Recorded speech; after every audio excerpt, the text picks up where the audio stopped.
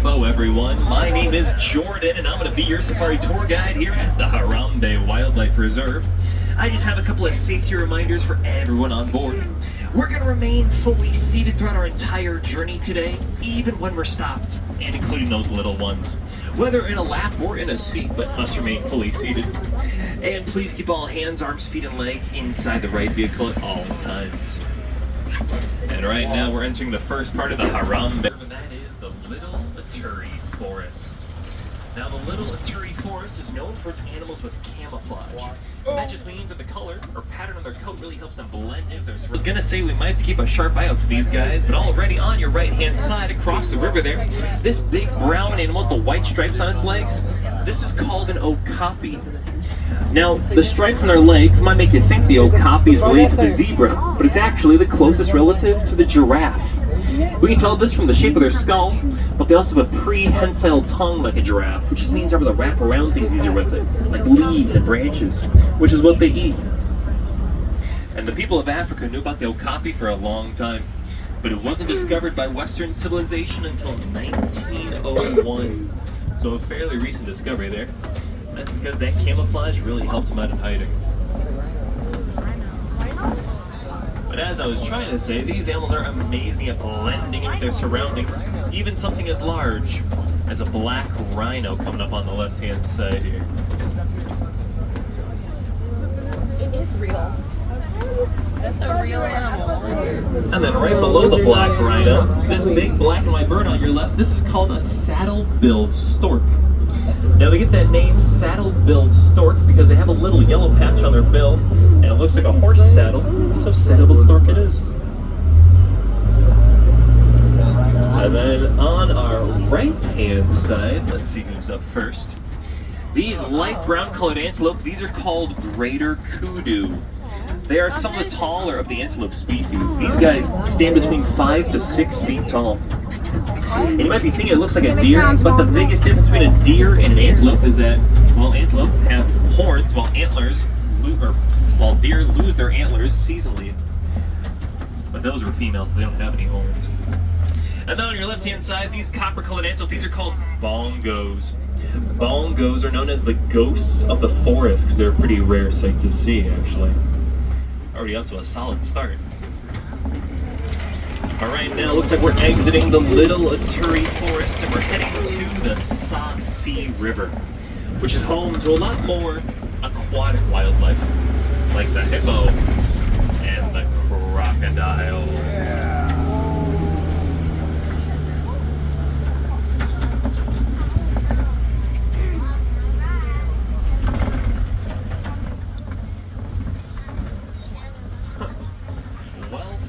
These big gray birds on the right, these are called pink-backed pelicans.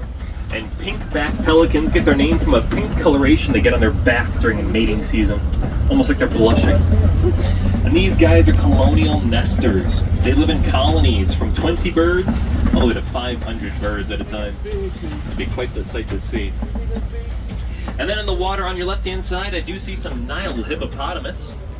And even though hippos do spend most of their lives in the water, they're actually not the greatest swimmers. Instead, they more so walk or glide at the bottom of the riverbed because that requires a lot less energy than to swim. And hippopotamus is Latin for river horse. That's them right there. So you think that they're galloping at the bottom of the water. And hippos can hold their breath on average for about 8 minutes long. They've even been known to fall asleep under the water, and then they'll just rise to take that breath unconsciously while still asleep. It's just a reflex for them. Oh, they're not even in the water. We got some hippos on land on the left-hand side here. Looks like they're having a little bit of a beach day. And a group of hippos is called a bloat. So it's a bloat of Nile hippos. And then also on your left-hand side, one animal you don't want to mess with is the Nile crocodile. So you can on land, one in the shallows there. Still in it with fully seated friends, about to over Crocodile Bridge. The biggest difference between a crocodile and an alligator is that crocodiles have a V-shaped snout, while alligators have a U-shaped snout. Crocodiles also have these interlocking teeth outside their mouth, giving that crocodile smile. Well, once again, friends, everyone must be fully seated. Crocodiles also have been known to reach 20 feet in length. So they're basically living dinosaurs. Wasn't there like a And they've been around since the dinosaur times too. Crocodiles, their ancestors, have been on this planet for 200 million years. And now we are leaving the Safi River, but we're heading to the savannah.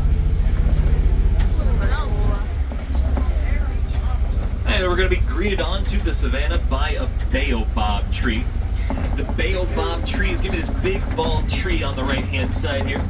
But it also goes by another name, the upside down tree. And that's because its branches kind of look more like roots, don't you think? It won't have leaves for the 10 months of the entire year. And that's to help conserve water. It will store that water inside its big trunk and its bark. And then during drought season, animals will puncture holes into the trunk and eat the bark to drink up that water stored inside. Also giving it the nickname, the Tree of Life. But now you folks get a gorgeous overlook view at our savannah. The savannah is home to a lot more famous, larger African mammal species that you might be familiar with. And I can already tell you, there were some Maasai giraffe in the area here.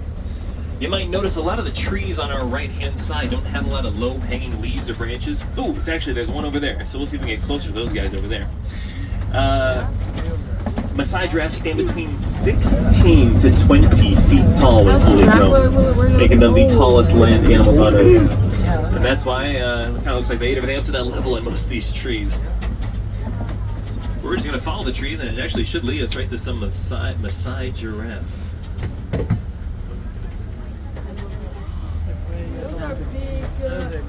And then also on your right-hand side, these absolutely massive horns coming towards us, these belong to the Ankole cattle. Also called Watusi cattle, named after the Watusi people who first domesticated them. Those horns have been known to reach 9 feet in total span. And that might sound heavy, but they're actually hollow inside, so they don't weigh down their heads at all.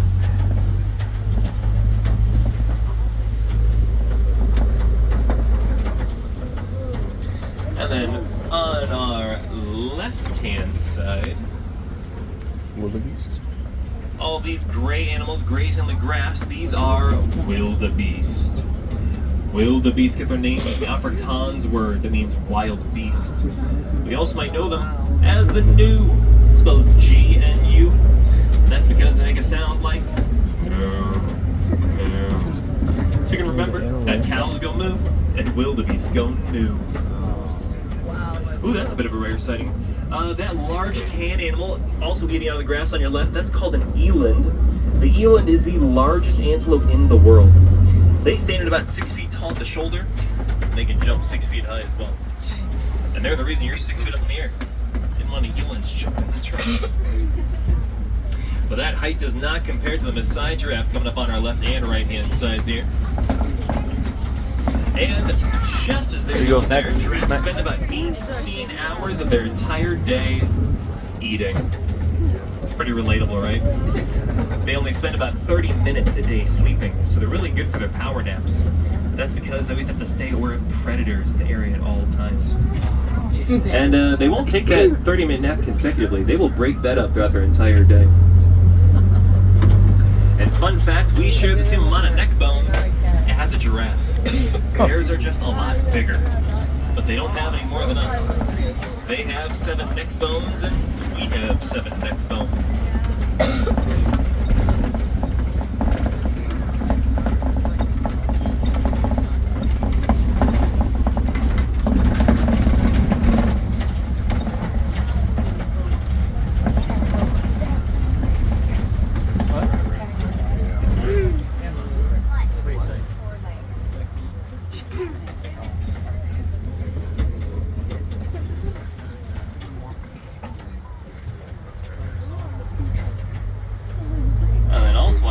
Side. Looks like everyone came to play on the savannah today. I do see some Hartman's Mountain zebras. Hartman's mountain zebras are some of the smaller of the zebra species. As their name suggests, they live at the base of mountains. They have these smaller, nimbler hooves. You're able to scale those rock walls easier. And every single zebra stripe pattern is unique to all of them, kind of like how our fingerprints are unique to all of us. It's a way of identifying everyone. And that's a good thing too, because baby zebras have to memorize their mom's stripe pattern within the first 30 minutes of life.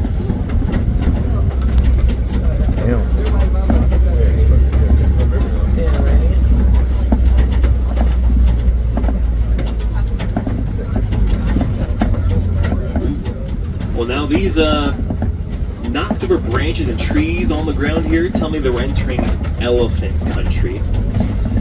You see, elephants like to bulldoze over trees because it brings the leaves down to their level so they can eat them. But that also allows sunlight to reach that lower level of vegetation. So they really are nature's architects. They just kind of bend nature to their will. And a lot of animals and plant life really do benefit from it. And that's why elephants are so important to their ecosystem. They're what we call keystone species, as they create a positive impact on the environment just by existing.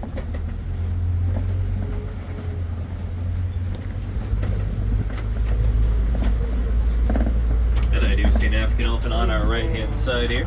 That's a big elephant. Now I am thinking this is a male African elephant, as the males are typically solitary after age 13, and I don't see any of those around him currently. Let's see if we can get a better look at this guy. I'm going to go around all the trees.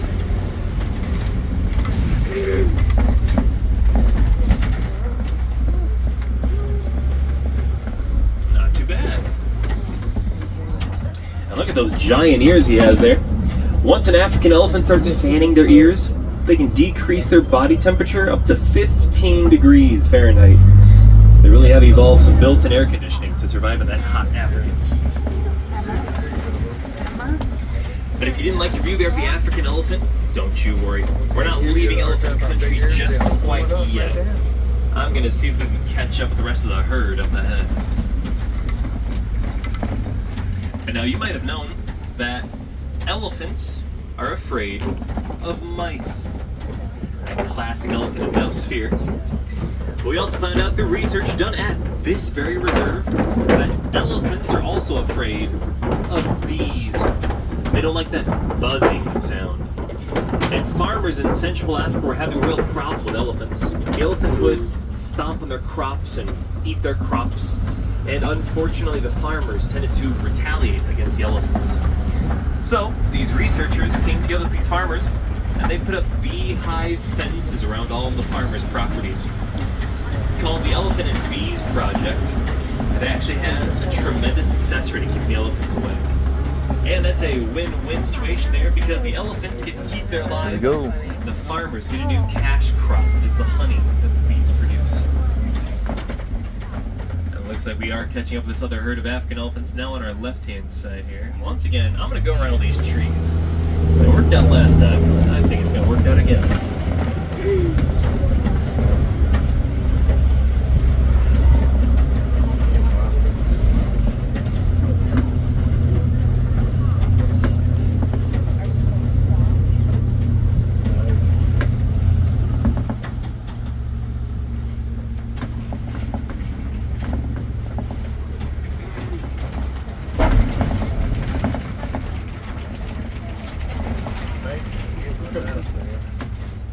You might notice these elephants are covered in dirt. That's because African elephants have been known to throw dirt and clay on top of themselves as a way of sunscreen. Are you a baby? That's a baby. Just over your left-hand shoulder there. Incredible. Welcome to the world.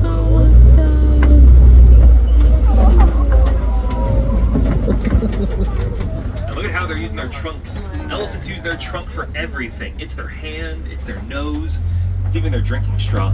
They'll suck up water through that trunk and then blow it right into their mouth.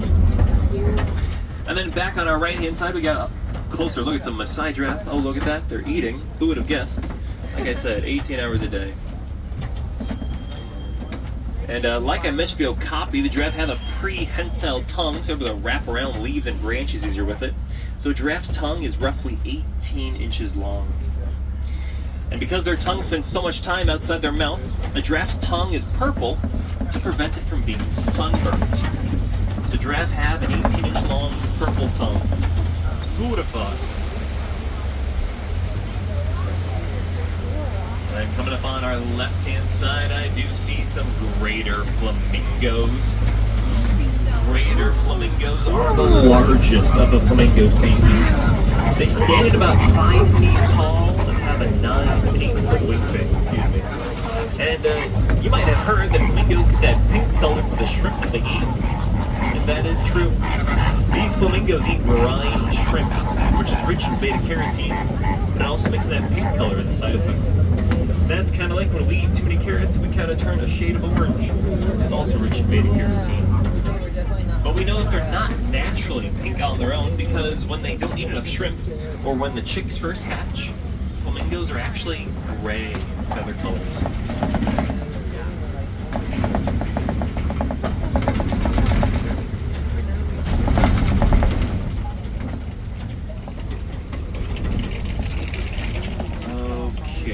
So, these big mud pits on our left, these were actually dug out by white rhinos here on the reserve. So we're going to keep our eyes up for white rhinos in the area here. Like we kind of saw with our cousin, the black rhino, earlier in the Little Terry Forest, rhinos can kind of just blend in like big smooth boulders. Hey, there they are on your right-hand side here. Now, these are white rhinos, and white rhinos are the largest of the African rhino species. These guys weigh up to 5,000 pounds compared to the black rhinos, 3,000 we saw earlier. We even think of rhinos as big pigs because they love to roll around in the mud. It's a way of cooling off in that hot African sun, but also helps clean them off, gets rid of bacteria and other parasites.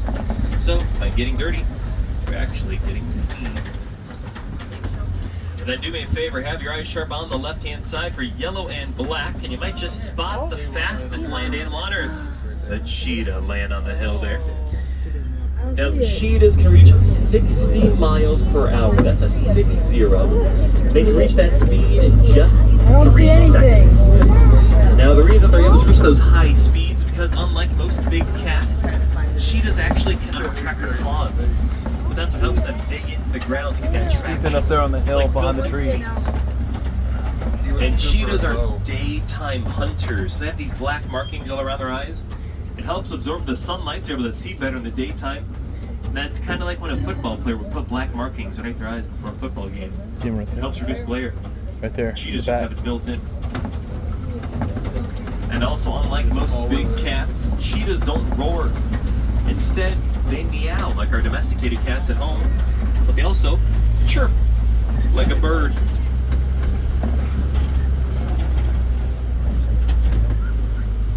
It's like Pride Rock.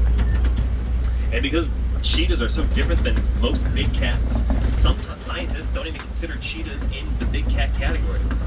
They're completely on their own.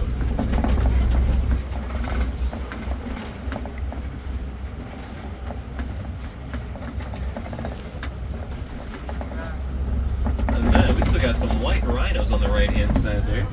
White rhinos on the right-hand side. There's a tongue twister for you. Now you might be thinking that the difference between a black and white rhino is their color, but it's actually not. They are almost the exact same shade of gray. The real difference comes in the shape of their mouths. You see, the white rhino there got their name from a mistranslation.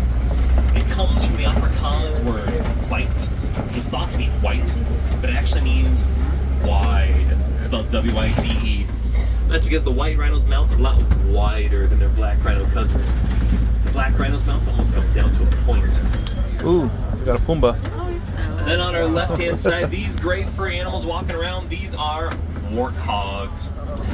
Warthogs are the largest burrowing animals in the world. You can see they dug out some big holes in the area there. And warthogs like to enter their burrows backwards. Those tusks can face out so they can defend themselves against any predators that might try and mess with them. But warthogs not only use those tusks for defense, but that's what they use as a shovel to dig out those big burrows. So it's like a multi-purpose tool for them. Let's see, I'm gonna round the bend here. Might get a little bit closer to warthogs. Very nice. And warthogs won't always dig out their own burrow. Sometimes they'll borrow a burrow from someone else, like the meerkat.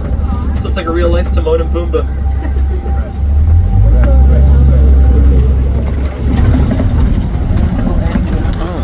But it looks like we're approaching the warden's What are those? post here. Those are They great. took some safety precautions, I see. Now, the wardens are responsible for protecting all the animals here on the reserve from poachers and hunters. But the wardens have been known to have some Nigerian York goats around. And they are super handy to have on the reserve because, well, they're nature's lawnmowers. You see, these goats are able to eat a lot more toxic and tougher vegetation that a lot of other animals just can't digest. And their milk is sweeter and more rich in protein than cow's milk. So that's another reason to have them around. And I will say, these might look like baby goats, but these guys are actually fully grown. They're just known for their small size, giving them their name, the Nigerian Dwarf Goat.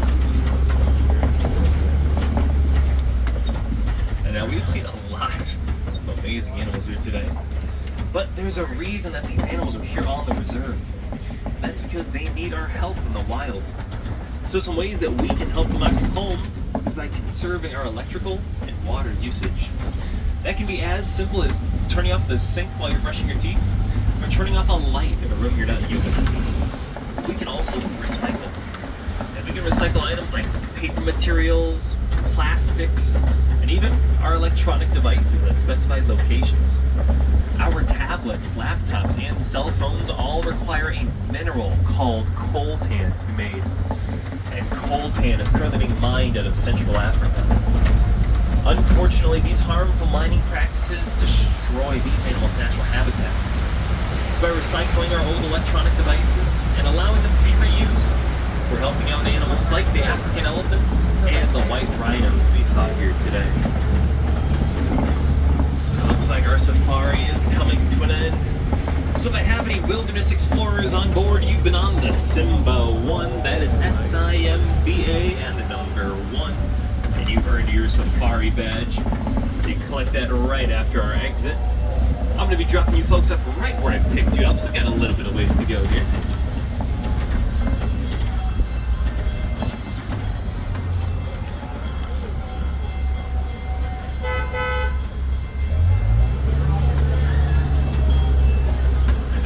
My genuine pleasure being your safari tour guide here today. And once again, my name is Jordan from Illinois. I want to thank you folks for choosing Kilimanjaro Safaris as your touring company of the Harambe Wildlife Reserve. I do hope you'll be able to see some of your favorite African animals on the safari today. I hope you come back and visit us real soon because every single safari is different than the last. It's one of the best things about the reserve. No two safaris are the same. The animals make sure of that. And now make sure you check around for all your personal belongings. We did hit a couple of bumps here and there, so things might have fallen out of your backpacks or out of your pockets. And I don't want you to leave anything behind. But once you leave, it's a long way back to Africa. But now here at Harambe, we don't like to say goodbye. That is just far too sad and far too final.